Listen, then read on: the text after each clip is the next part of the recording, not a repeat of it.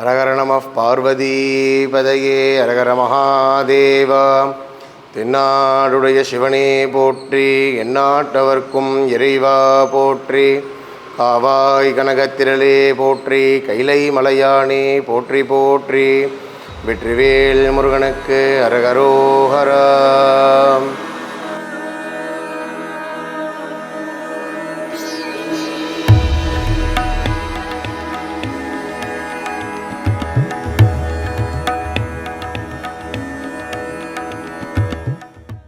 காதலாகி கசிந்து கண்ணீர் மல்கி ஓதுவார் தமை நன்னறிக்கு ஒய்ப்பது வேதம் நான்கினும் மெய்ப்பொருளாவது நாதன் நாமம் நமசிவாயவே. நமசிவாய வாழ்க, நாதன்தாள் வாழ்க, இமைப்பொழுதும் எண்ணெஞ்சில் நீங்காந்தான் வாழ்க என்று அடியார் பெருமக்கள் கூறியது போல் பல திவ்யஸ்தலங்களில் மிகவும் முக்கியமாகவும் பழமையாகவும் திகழக்கூடியது நமது புதுச்சேரி மாநிலம் என்று சொல்லக்கூடிய முத்தையால்பேட்டை அமைந்திருக்கக்கூடிய சுந்தர விநாயகர் சுப்பிரமணிய சுவாமி தேவஸ்தானம். இந்த கோவில் ரொம்ப ஒரு 200 ஆண்டுகளுக்கும் மேலாக பழமையான கோவில்.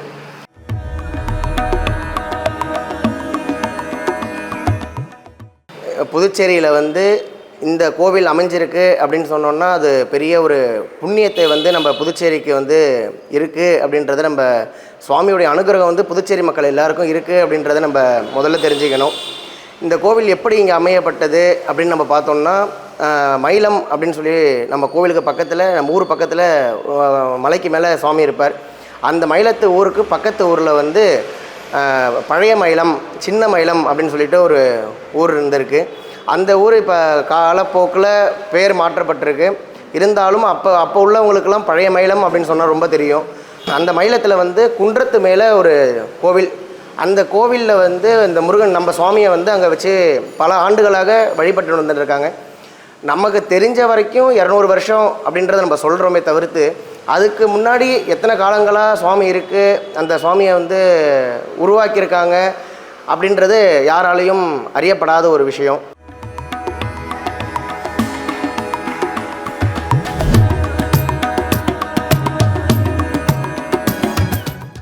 அந்த 200 வருடம் அப்படின்றது அந்த சுவாமியை முகலாய காலத்தில் போர் எடுத்து சுவாமியை கோவிலெல்லாம் இடிக்கணும் அப்படின்ற படையெடுக்கும் பொழுது சுவாமியை பாதுகாப்புக்காக கொண்டு வச்ச இடம் நம்ம முத்தையால்பேட்டை அப்படின்ற புதுச்சேரியில் அமைஞ்சிருக்க முத்தையால்பேட்டை அப்படின்ற ஒரு ஊர். இந்த ஊரில் என்ன விசேஷம் அப்படின்னு பார்த்தோம்னா, அந்த சுவாமியை இடைவிடாத சம்ஹாரம் பண்ணணும். அந்த ஊர் மக்கள் முதல்ல நம்ம ஊரில் சொல்லி அந்த சுவாமியை நம்ம கிட்ட கொடுக்கும்போது என்ன சொல்லி கொடுத்தாங்க அப்படின்னு சொன்னோம்னா, இந்த சுவாமிக்கு உங்களால் எந்தளவு பூஜைகள் பண்ண முடியுமோ, அதுவும் ஆகம விதிப்படி நீங்கள் நாங்கள் அப்படி தான் பண்ணிகிட்டு இருக்கோம், அதனால் நீங்களும் அதே மாதிரி வச்சு பண்ணணும் அப்படின்றது தான் சொல்லி அந்த ஊர் மக்கள்லாம் கொண்டு இந்த ஊரில் கொடுத்தது. அதில் அந்த சுவாமியை பார்த்தோன்னு சொன்னால் நம்ம ஊரில் கிட்டத்தட்ட 160 வருஷத்துக்கு மேல், இப்போ இந்த வருஷம் சூரசம்ஹாரம் பண்ணோம் அப்படின்னு சொன்னால் 165வது வருஷம் இடைவிடாத சூரசம்ஹாரம் பண்ணுற ஒரே கோவில் நமது சுப்பிரமணிய சுவாமி தேவஸ்தானம் முத்தையால்பேட்டையில் இருக்கிற கோவில். அது இல்லாமல் 6 முகம் கொண்ட சுப்பிரமணியர் இருக்கார் அப்படின்னு சொன்னோன்னா, வேறு எந்த பக்கமும் மூலஸ்தானம் சுப்பிரமணியர் 6 முகத்தோடு கிடையாது. பழமையான சுப்பிரமணியர் நமது சுவாமி சன்னதியில் மூலஸ்தானத்தில் ஷடாட்சர சக்கரம் அப்படின்னு சொல்லி அந்த சக்கரத்து மேலே மயில் இருக்கும். அந்த மயிலுக்கு மேலே சுப்பிரமணியர் 6 முகம் 12 கரங்களோட சுப்பிரமணியர் அமைஞ்சிருப்பார்.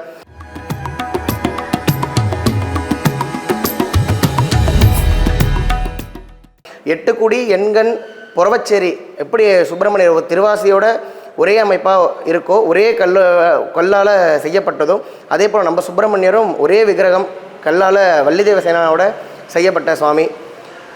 இந்த சுவாமியை மயிலத்திலேருந்து இங்கே கொண்டு கொடுத்ததுலேருந்து ஆரம்பித்து இதுவரைக்கும் சுப்பிரமணியருக்கு உள்ள முருகன் உள்ள விசேஷங்கள் எல்லாம் நம்ம கோவிலில் நடந்துட்டுருக்கு. வைகாசி விசாகம், சித்ரா பௌர்ணமி, தைப்பூசம், கந்தசஷ்டி, பிரம்மோற்சவம் நம்ம கோவிலில் கந்தசஷ்டி, தீபாவளியிலேருந்து மறுநாள் பிரதமையில் கொடியேற்றி 6வது நாள் சஷ்டியில் சூரசம்ஹாரம் உண்டு. எல்லா கோவில்லையும் பார்த்திங்கன்னா ஒரே நாள்லேயே 3 சூரனும் சம்ஹாரம் பண்ணிவிடுவாங்க. கஜமுகாசுரன், சிம்மமுகாசுரன், நரமுகாசுரன் அப்படின்னு சொல்லிட்டு 3 சூரனையும் ஒரே நாள்லேயே சம்ஹாரம் பண்ணுவாங்க. நம்ம கோவிலில் தான் கந்தபுராணத்தில் எப்படி சொல்லப்பட்டிருக்கோ ஒவ்வொரு நாளும் ஒவ்வொரு சம்ஹாரமாக பிரித்து பண்ணக்கூடிய ஒரே ஆலயம் நமது சுப்பிரமணிய சுவாமி, முத்தையால்பேட்டையில் உள்ள சுவாமி. அந்த கோவிலில். அதனால் அந்த கோவிலுக்கு பெரும் ஒரு சக்தியையும் பெரும் ஒரு அனுகிரகத்தையும் சுவாமி இங்கே எல்லாருக்கும் கொடுத்துட்டு இருக்கார்.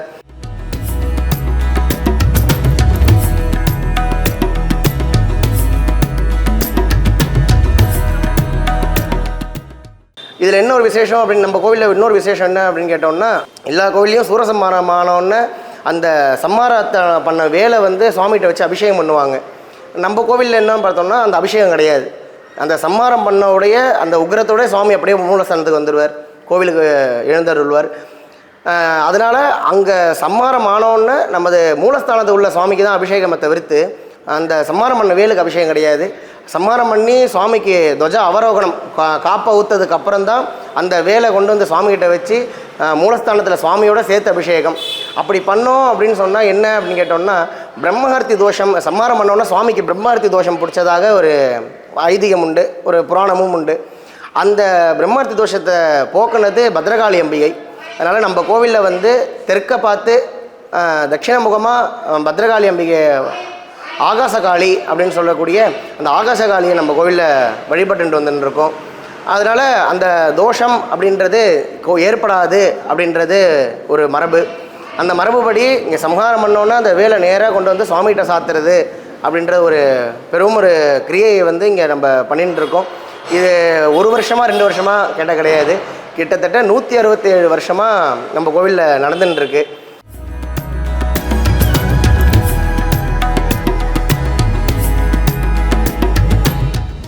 நமது கோவிலில்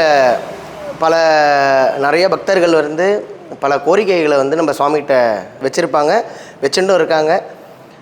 இதில் என்ன ஒரு விசேஷம் அப்படின்னு நம்ம பார்த்தோம்னு சொன்னால், இங்கேருந்து நம்ம மயிலத்தில் வேண்டிட்டு வந்துட்டாங்க அப்படின்னு சொன்னோன்னா, இங்கேருந்து மயிலத்தில் போய் தீர்க்க முடியாத பல பிரார்த்தனைகள் இருக்கும். அந்த பிரார்த்தனைகளை வந்து நம்ம சுவாமிகிட்ட இங்கே வந்து தீர்த்துட்டுருவாங்க. இப்போ மயிலத்துக்கு போய் நம்ம மொட்டை போடுறோம் அப்படின்னு நம்ம சுவாமிக்கு வேண்டிட்டோம் அப்படின்னா அங்கே போக முடியல அப்படின்னு சொன்னால் அந்த விஷயத்தை வந்து நம்ம சுவாமிகிட்ட இங்கே வந்து தீர்த்துட்டுருவாங்க. இதே போல் இங்கே வேண்டிட்டாங்க அப்படின்னு சொன்னோன்னா, இங்கே உள்ள விஷயத்தை நான் மயிலத்துக்கு வரேன் அப்படின்னு இங்கே வேண்டிட்டாங்கன்னு சொன்னால் இங்கேருந்து மயிலத்துக்கு போய் அந்த விஷயத்தை வந்து பிரார்த்தனை வந்து தீர்த்துப்பாங்க. இதே போல் வந்து பல நிகழ்ச்சி நடந்துட்டுருக்கு. இதில் வந்து என்ன சிறப்பு அப்படின்னு சொன்னோன்னா, நம்ம சுவாமிகிட்ட வந்து நான் ஜாதக ரீதியாக என்னென்ன இடைபாடுகள் இருக்கோ, இடம் வாங்கணும், இடம் வாங்கிறதுக்கு தட்டுப்பாடாக இருக்குது அப்படின்னு சொல்லிட்டு நம்ம ஜாதக ரீதியாக என்னென்ன விஷயங்கள், கல்யாணம் செய்யுமா கைகூடி வரணும், குழந்தை பாக்கியம் வரணும் அப்படின்னு சொல்லிட்டு பல இடையூறுகள் இருந்தாலும் அதை வந்து நம்ம சுவாமிகிட்ட இங்கே பிரார்த்தனை பண்ணிட்டோம் அப்படின்னு சொன்னோம்னா சுவாமி அதை உடனே நிறைவேற்றி கொடுப்பார்.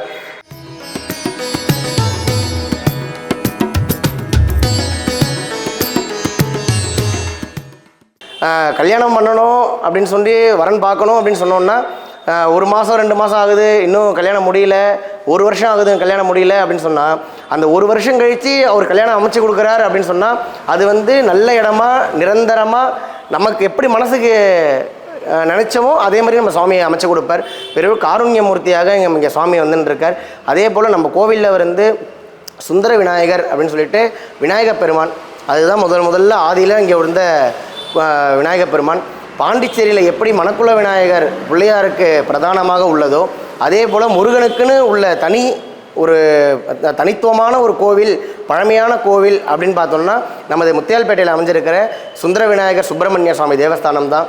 இங்கே வந்து சரி எதுக்காக மயிலத்திலிருந்து இங்கே கொண்டு வந்து சுவாமியை கொடுத்தாங்க அப்படின்னு சொன்னோன்னா, அங்கேயும் முதலியார் அப்படின்ற ஒரு சமுதாயம் வந்து அந்த கோவிலில் வந்து அறங்காவலர் குழுவாக வந்து சுவாமியை பராமரித்து வந்துட்டுருக்காங்க. அந்த முதலியாருடைய சமுதாயம் இங்கே இருந்ததுனால ஆதாரம் அப்படின்னு சொல்கிறது முத்தியால்பேட்டையில் தான் அந்த முதலியார் சமுதாயம். அப்படின்னும் பொழுது அங்கேருந்து அவங்கக்கிட்டேயே சுவாமியை கொடுத்து நம்ம பராமரிக்கணும் அப்படின்றதுனால அவங்க அங்கேருந்து சுவாமியை கொண்டு வந்து இங்கே முத்தியால்பேட்டையில் கொடுத்ததாக ஒரு புராணம்.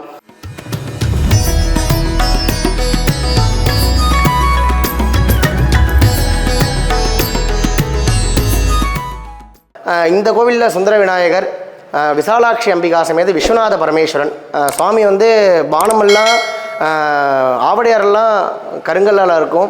சுவாமியோடைய பானம் மட்டும் ஸ்வேதலிங்கம் அப்படின்னு சொல்லக்கூடிய வெள்ளை கலரில் இருப்பார் சுவாமி. அந்த அபிஷேகத்தப்போ பார்த்தா நமக்கு தெரியும். சுவாமியோடைய பானம் வந்து இங்கே வெண்மையாக இருக்கும். காசிலிருந்து கயாவிலேருந்து சுவாமி உருண்டு வந்து எடுத்துன்னு வந்த சுவாமி. அதேமாதிரி விசாலாட்சி அம்பிகை, தண்டபாணி வந்து தண்டாயுதபாணி இங்கே வந்து தனி சன்னதியாக இருந்துருக்கு. இருந்து தனி சன்னதியாக வச்சு அந்த சுவாமிக்கு வந்து தைப்பூசத்தில் காவடி அபிஷேகம், பங்குனி உத்தரத்தில் அபிஷேகம், தைப்பூசத்தில் வந்து சுவாமிக்கு பள்ளையம் போடுதல் அப்படின்னு சொல்லிட்டு அன்னப்பாவாடைன்னு சொல்லிட்டு அது சாத்துவாங்க. பங்குனி உத்தரத்தன்னைக்கு காவடி பால்குட அபிஷேகம், தண்டபாணிக்கும் சரி மூலஸ்தான முருகனுக்கும் காவடி அபிஷேகம்லாம் உண்டு. அதே போல் துர்காம்பிகை ராவுகால செவ்வாய்க்கிழமை ராவுகால பூஜை ரொம்ப சிறப்பாக நடந்துட்டுருக்கும். அதே போல் குரு பெயர்ச்சி உண்டு, சனி பெயர்ச்சி உண்டு. மிச்ச எல்லா பூஜைகளும் மாதத்தில் வரக்கூடிய அனைத்து பிரதோஷம் வந்து ரொம்ப விசேஷமாக இருக்கும். அனைத்து பூஜைகளும் இந்த கோவிலில் சிறப்பாக நடந்துட்டுருக்கு.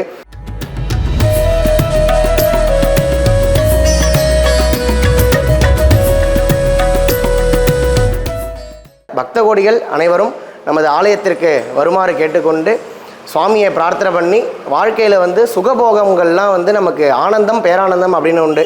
அதில் ஆனந்தம் அப்படின்றது உடனே கிடச்சிரும். எந்தளவு சீக்கிரமாக கிடைக்குமோ அந்தளவு நம்மளை விட்டு சீக்கிரமாக போயிடும். ஆனால் பேரானந்தம் அப்படின்றது நமக்கு லேட்டாக தான் கிடைக்கும், ரொம்ப மெதுவாக தான் கிடைக்கும். அந்த பேரானந்தம் நமக்கு கிடச்சிருது அப்படின்னு சொன்னால் மெதுவாக கிடைச்சாலும் நிரந்தரமாக இருக்கக்கூடியது பேரானந்தம். அந்த பேரானந்தத்தை நம்ம சுவாமி இங்கே எல்லாருக்கும் வர்ற மக்களுக்கு கொஞ்சம் கொஞ்சமாக கொடுக்காம நிறைய கொடுத்துட்டு இருக்கார் அப்படின்றத தெரிவிச்சுக்கிறேன். அதனால் பக்த கோடிகள் அனைவரும் நம்ம சுவாமியை தரிசனம் பண்ணி வாழ்க்கையில் வந்து பேரானந்தம் நிறைய செல்வங்களை பெறணும் அப்படின்றத நான் சுவாமியை பிரார்த்தனை பண்ணிக்கிறேன். நம்ம பார்வதி பதையே அரகர மகாதேவா, வெற்றிவேல் முருகனுக்கு அரகரோஹரா. பாண்டி பாட்காஸ்ட் யூடியூப் சேனலை சப்ஸ்கிரைப் செய்யுங்க. ட்விட்டர், ஃபேஸ்புக், இன்ஸ்டாகிராமில் தொடருங்க.